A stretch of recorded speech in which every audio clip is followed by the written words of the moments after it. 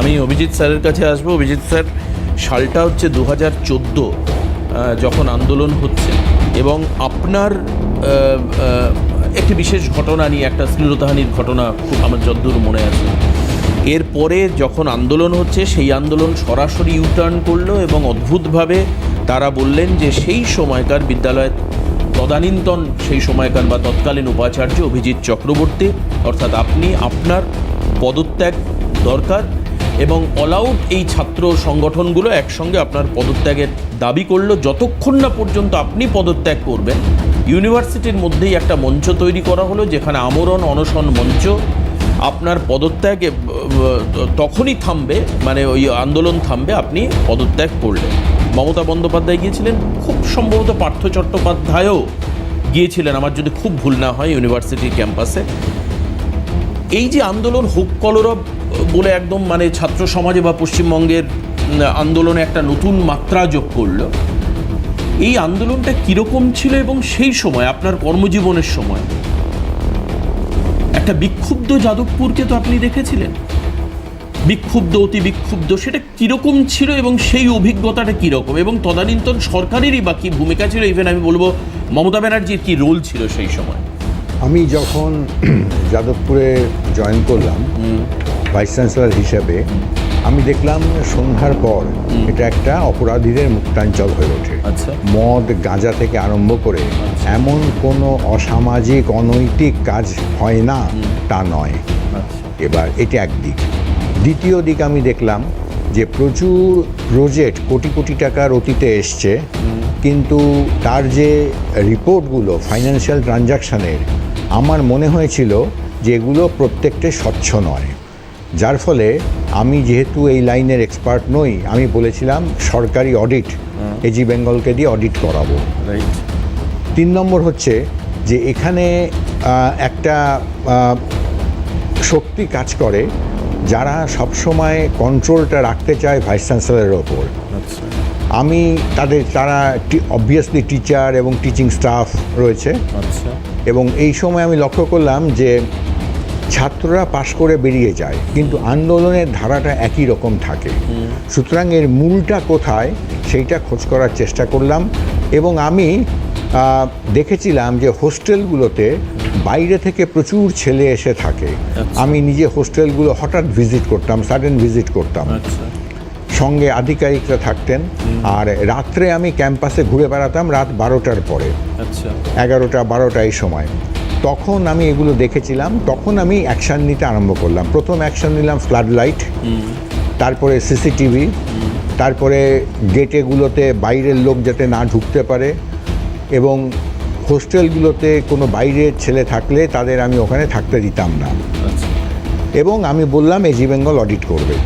তো এই জায়গাটায় আমার মনে হয়েছিল যে এইখানে একটা বিশাল মৌচাকে ঢিল পড়েছে। এবং হঠাৎ আমি একদিন দেখলাম একটি মেয়ে এসে বলল, স্যার আমাকে অমুক ফ্যাকাল্টির অমুক ছেলে মোলেস্ট করেছে। বললাম তুমি লিখিত দাও। তো লিখিত সে দিল। তা দেওয়ার পরে আমি যা নিয়ম আইসিসিতে দেওয়া, ইন্টারনাল কমপ্লেন্স কমিটি, তাতে দিলাম। তারা তদন্ত শুরু করলো।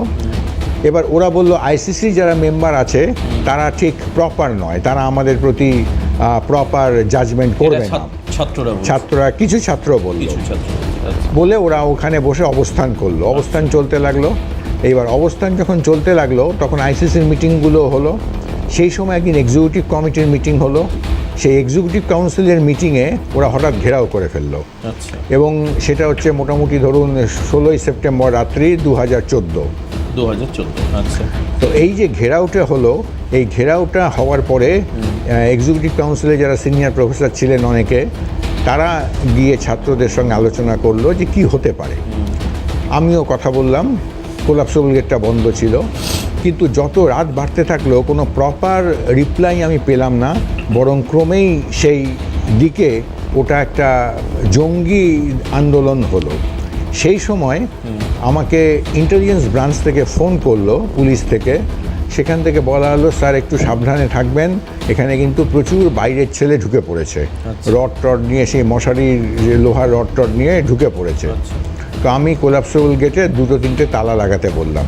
কিন্তু রাত 12টা সাড়ে 12টার পরে সেইটা প্রচণ্ড জোরে ঝাঁকানি শুরু হলো।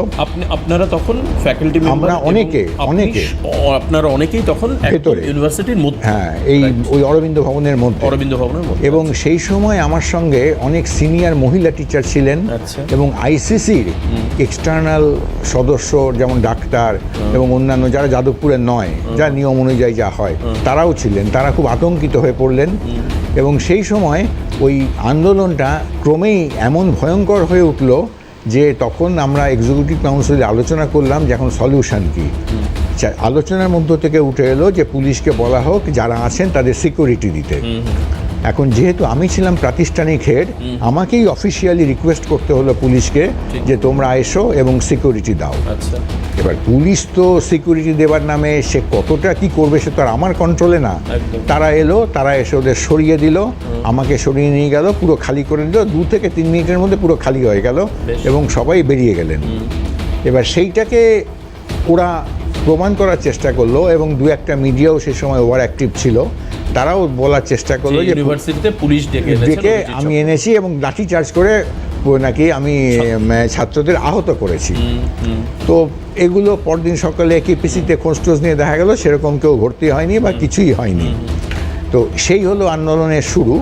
এইবার সেটাকে আস্তে আস্তে ওরা বাড়াতে লাগলো, অনশন ইত্যাদি। আমি সেই সময় যেতাম, আমি ঢুকতাম, আমি সেকেন্ড ক্যাম্পাসেও যেতাম। আমাকে আটকাবার চেষ্টা করলেও আমি যেতাম, সিকিউরিটি নিয়েই যেতাম। এই অবস্থা যখন চলছিল সেই সময় হঠাৎ একদিন আমি সন্ধ্যাবেলা ফিরেছি বাড়িতে, তখন আমার কাছে ফোন এলো। রেজিস্ট্রার বললেন, স্যার অনারেবল সিএম এসছেন, উনি আপনার সঙ্গে কথা বলতে চান। তো উনি ফোনটা ধরলেন। আমি আগে কোনোদিন ওনার সঙ্গে আমার আলাপ ছিল না। তো তখন উনি আমায় বললেন যে স্যার আমি একটু হঠাৎ চাই। বললাম দেখুন আপনি তো একজন স্টেটের হেড আর আমি একটা প্রাতিষ্ঠানিক হেড, আপনি একবার আমায় জানালেন না যে আপনি এসছেন, তাহলে তো আমি ওখানে থাকতে পারতাম। তো বললেন না, পরিস্থিতি এমন দিকে চলে গেছে, আমাকে হঠাৎ চলে আসতে হয়েছে। আমি বললাম, তখন আমি বললাম যে বলুন। 2025 সালে না, 2014 সালে, 2015 11 জানুয়ারি, হ্যাঁ 11 কি 12 জানুয়ারি। হ্যাঁ, তো তখন আমি ওনাকে বললাম যে ঠিক আছে বলুন আপনার কি সাজেশন। তখন উনি বললেন যে আমার সেরকম কোনো সাজেশন নেই, আপনি বিদ্বান মানুষ, আপনি বলুন কি করা যায়। আমি বললাম সেটা তো আমার উপর ছেড়ে দিন, আমি দেখছি, আমি আপনাকে কথা দিচ্ছি সপ্তাহখানেকের মধ্যেই আন্দোলন উঠে যাবে। আমি সেরকমভাবে আলোচনা শুরু করেছি। তখন বললেন আচ্ছা আপনি শিক্ষামন্ত্রীর সঙ্গে কথা বলুন। শিক্ষামন্ত্রী তখন পার্থ চট্টোপাধ্যায় ছিলেন, উনি আমার সঙ্গে কথা বললেন। আমি বললাম বলুন আপনি কি বলবেন। বলে দেখুন একটা সলিউশন আমি বলতে পারি, আপনি যদি এখন ইস্তফা দেন এখনই আন্দোলন উঠে যাবে, সমস্যা উঠে যাবে। আমি বললাম আপনার যদি সেইটা মনে হয় যে আমি ইস্তফা দিলে চলে যাবে, আমি এক্ষুনি ইস্তফা পাঠিয়ে দিচ্ছি, আমার এখানে থাকার কোনো ইচ্ছে নেই বলে আমি তখনই SMS করে ইস্তফা জানিয়ে দিলাম। তখন সেটা মুখ্যমন্ত্রী ঘোষণা করলেন এবং তারপরে যা হয় সেগুলো হলো আর কি। কিন্তু আমি যে সিসিটিভিগুলো লাগিয়েছিলাম এবং যে চেকিংগুলো করেছিলাম, এবং সেই সময় আমার হয়ে হাইকোর্ট একটা ইন্টারিম অর্ডার দিয়েছিল, তাতে ওরা যেগুলো বলেছিলেন সেগুলো আমি চলে যাবার পর প্রত্যেকটাই উঠে যায়, যার ফলে আবার ওটা একটা হয়, মানে ওখানে কি জানেন তো, সেই মুক্ত মন, মুক্ত ভাব ইত্যাদি একটা বাইরের দিকে থাকে, অ্যাকচুয়ালি একটা অপরাধীদের মুক্তাঞ্চল। এবং ওখানে আপনার আল্ট্রালেফট অ্যাক্টিভিটিগুলো এত বেশি সক্রিয় যে তার বিরুদ্ধে কেউ যদি কোনো কথা বলে তাকে অত্যন্ত অত্যাচার করা হয়। খুব সিম্পলভাবে বলতে গেলে আমি এরকম 1-2 জন টিচার বলতে পারি যারা অত্যাচারিত হয়েছেন, তারা কিন্তু সংখ্যালঘু সম্প্রদায়ের।